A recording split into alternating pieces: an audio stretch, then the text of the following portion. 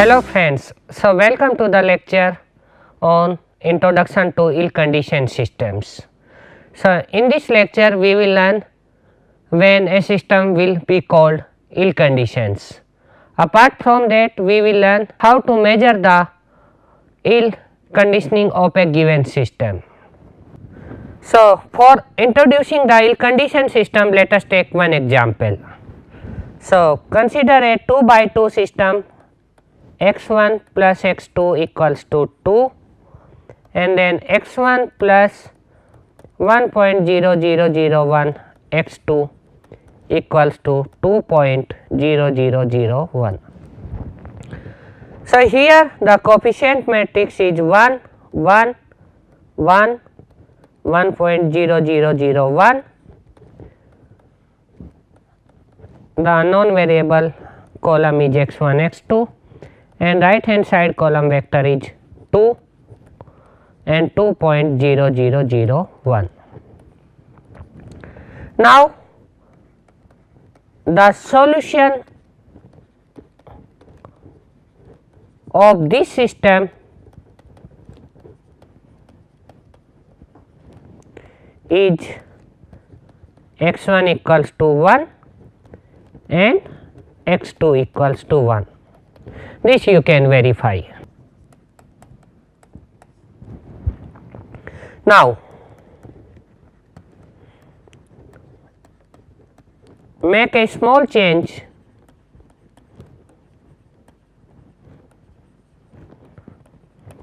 in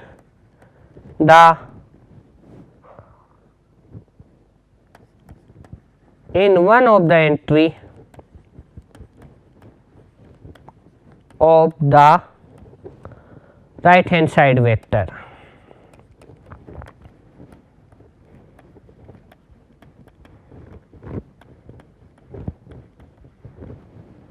That is, you are having earlier the vector 2, 2.0001 transpose.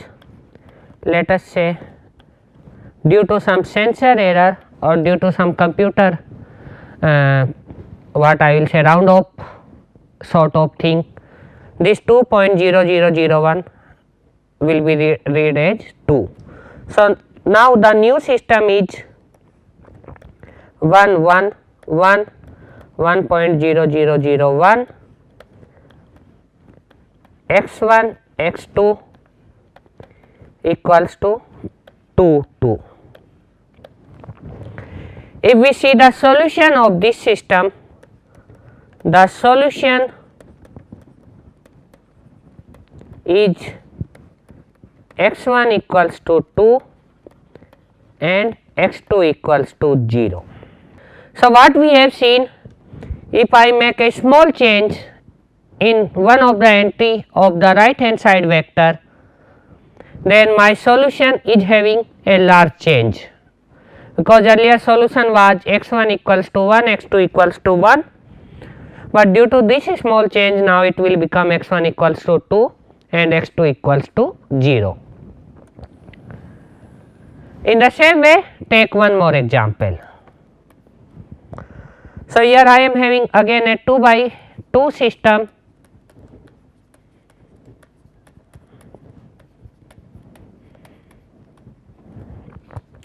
where the coefficient matrix is 400 minus 201 minus 800 and 401. This is the coefficient matrix. The vector is again x1, x2 and the right hand side vector is 200 and minus 200. In the example 1 we have made a small change in entry of the right hand side vector. Now let us make a small change in one of the entry from the coefficient matrix. So this is the 2 by 2 system. Now if I look for the solution of this system, the solution is given as x1 equals to minus 100 and x2 equals to minus 200. Now if I make a small change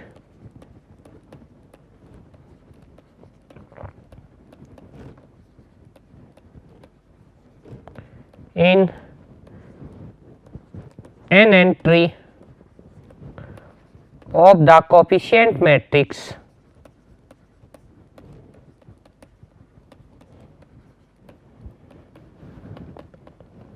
because in the earlier example I have made change in the right hand side vector. Now I am making the change in coefficient matrix. So let us say earlier A11 entry was 400, now make it A11 as 401. So the new system is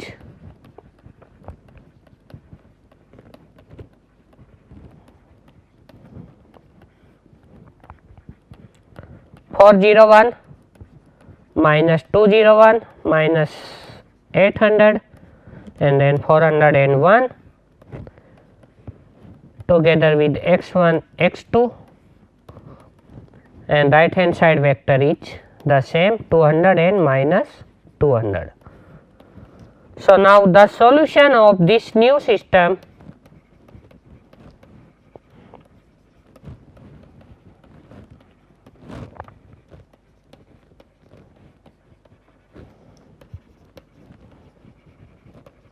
becomes x1 equals to 40,000 and x2 equals to 79,800. So now you just notice I am having only a small change. Earlier it was 400, now it becomes 401. How much change I am getting in my solution? Earlier x1 was minus 100, now x1 become 40,000. x2 was minus 200, now xt becomes 79,800. So what we have observed that if you make a small change either in an entry of the right hand side vector or in an entry of the coefficient matrix, a very small change, teeny change, we are getting a very large change in our solution. So such type of systems are called ill-conditioned systems. So if we make a small change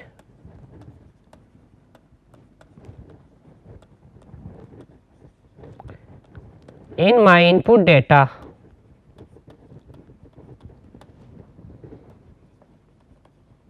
for the linear system it will become an entry of right hand side vector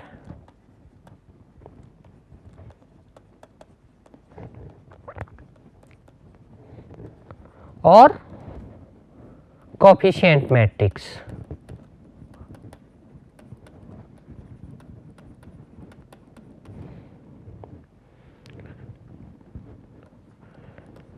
And get a large change in the solution which is output, then the system is called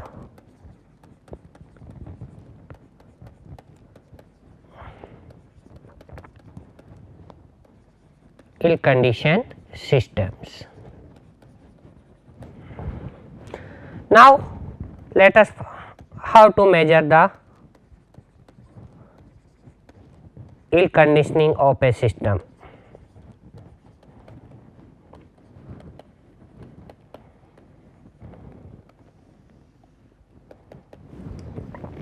For that we need to define conditional number.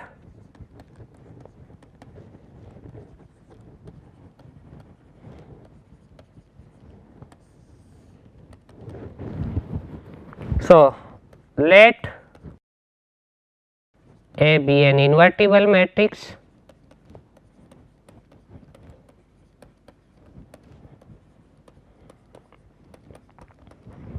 then the conditional number of A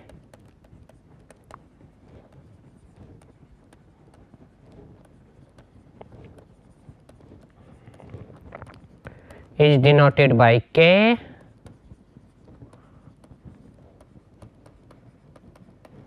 and it is defined as K equals to the product of norm of A with norm of A inverse. Now, when the conditional number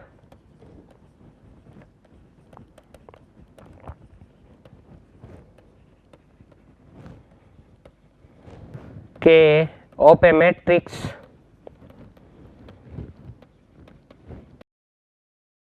or of the coefficient matrix, I will write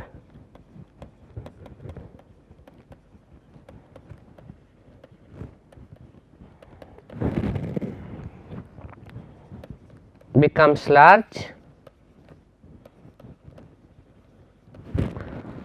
the system Ax equals to B is regarded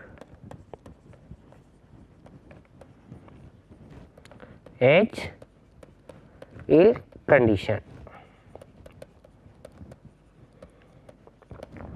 So, you find out the conditional number of the coefficient matrix, and if it is very large, then we will say the system is ill conditioned. If the conditional number of A, where A is the coefficient matrix, is near to 1, then the system is called well conditioned.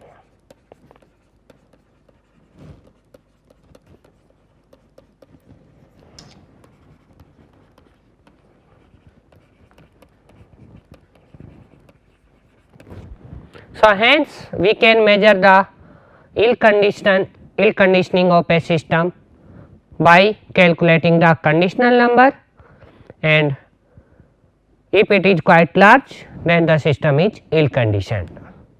So, if we see those two examples, so in example 1 my coefficient matrix was 1, 1, 1 and 1.0001.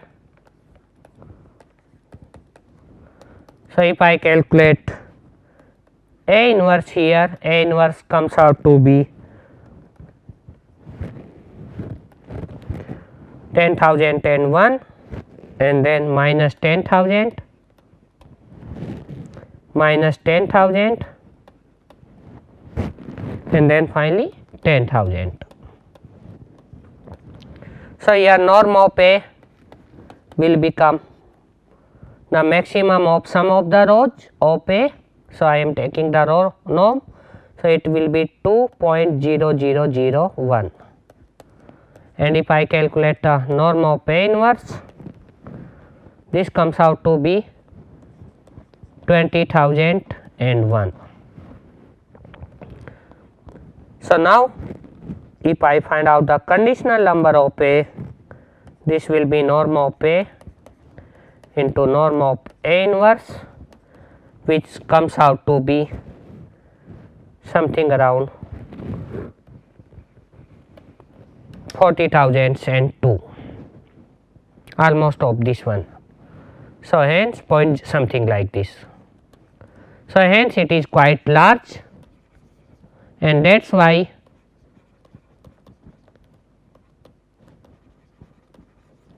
the system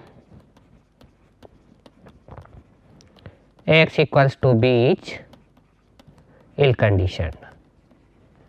Similar kind of analysis we can make for the another matrix. Alternate definition for conditional number is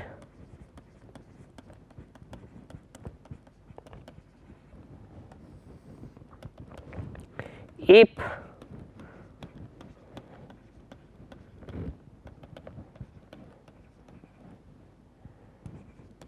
be the singular values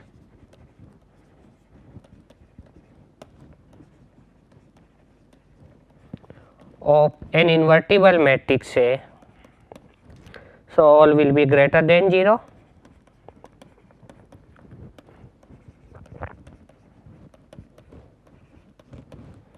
then conditional number of A is the ratio of the largest singular values upon the smallest singular values. So, if we see in the above example, the singular values of A will be, so if A equals to U S V transpose, then S will be 2.00005, 0, 0 and 0.00005. So, from here conditional number A will be 2.00005 upon 0.00005, and which will be the same 40,002, which you have obtained with the definition norm of A into norm of A inverse. So, by this alternate definition you can calculate the conditional number if you know the singular values of a given matrix. Now, let us make some investigation why we are having this change in what I will say a change in solution, a large change in the solution by making a very tiny change in the input data, means either an entry of coefficient matrix or an entry of right hand side vector.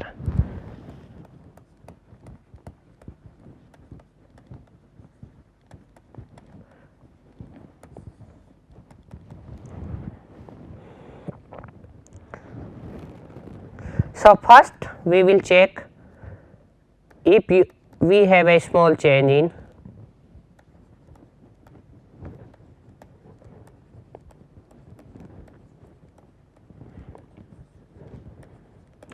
B plus delta B in B, means in right hand side vector. So, let x be the solution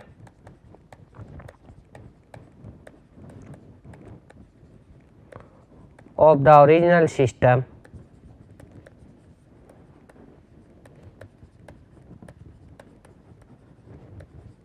x equals to B. By making a small change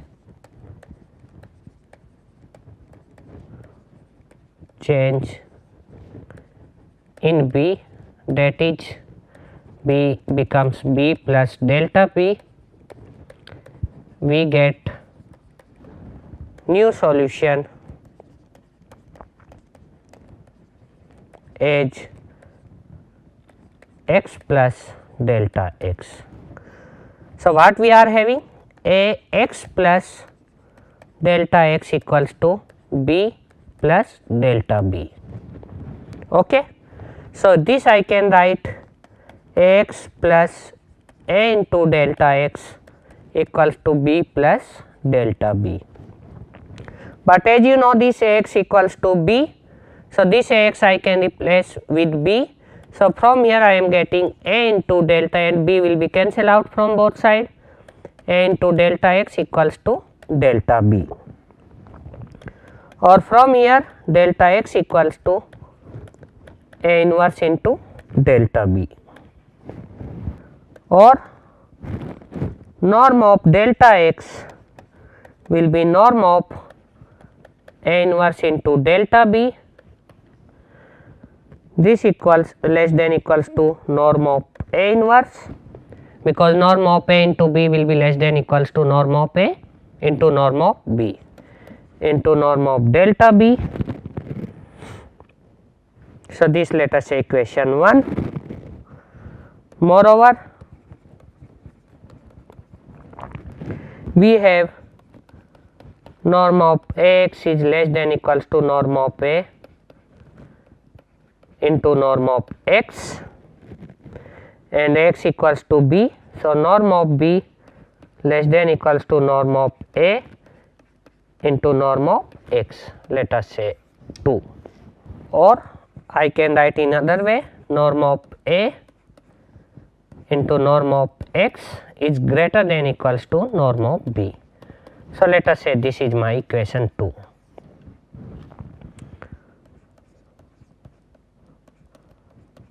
Dividing 1 by 2, we get norm of delta x upon norm of A into norm of x, because left hand side of 1 is delta x and left hand side of 2 is norm of A into norm of x, and this will be less than equals to norm of A inverse into norm of B, norm of A inverse into norm of B, delta B, sorry, because it is delta B here, upon norm of B.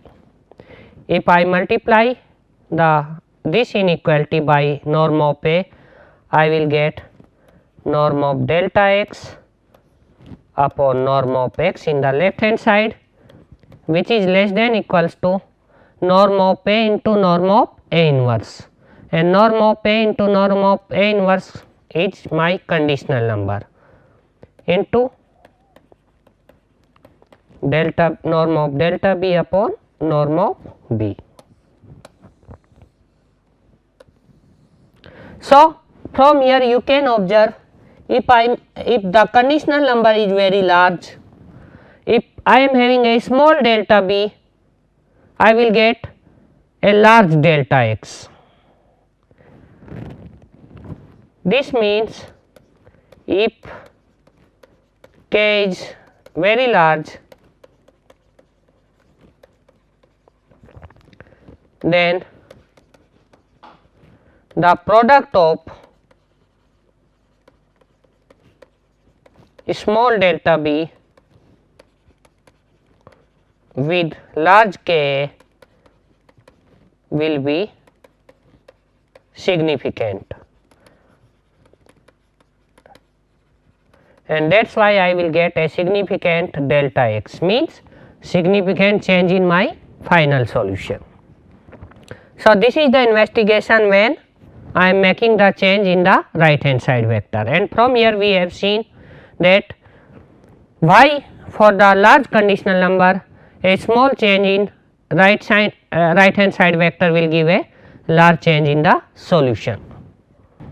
Now, take the second case when I am making a small change in my coefficient matrix, means if I am having the original coefficient matrix A and now I am making a small change and it is becoming A plus delta A, and if earlier my solution was x, now it becomes x plus delta x, then what I will be having A plus delta A into x plus delta x equals to B, because there is no change in the right hand side vector.